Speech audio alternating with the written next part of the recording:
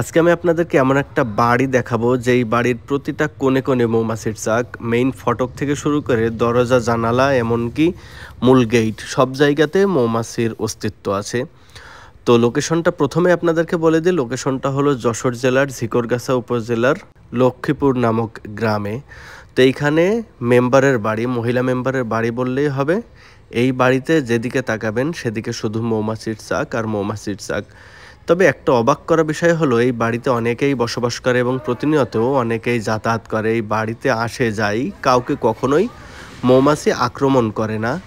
তারা তাদের নিজেদের মতো করে ঘর তৈরি করে, সেখানে মধু তৈরি করে। আর যেই বাড়িওয়ালা আছে ইনি কিন্তু প্রত্যেক মাসে 2বারের অধিক সময় মধু সংগ্রহ করে এবং মধু সংগ্রহ করে কিন্তু তার জীবিকা, মানে এক প্রকার একটা সিজন পার হয়ে যায়। দেখতে পাচ্ছেন যে বাচ্চারাও কিন্তু হাঁটাহাঁটি করছে, বাট মৌমাছি তাদের নিজ গতিতে তাদের বাসাতে আসছে যাচ্ছে, চাকে বসছে, তারপর হলো মধু সংগ্রহ করছে, মধু সংরক্ষণ করছে। এরকম এরা কখনো কাউকে আক্রমণ করেন এবং বাড়িওয়ালাও কি একটা ভাগ্যবান যে তারা প্রত্যেক বছর তার বাসাতেই বাসা করে এবং মৌমাছিগুলো এই একই বাড়িতে দীর্ঘদিন যাবৎ কিন্তু বসবাস করে আসছে এবং প্রত্যেকটা সিজনে মৌমাছি সিজনে আসে এবং একটা নির্দিষ্ট সময়, গরমের সময় মৌমাছিগুলো এই বাসা থেকে চলে যায়।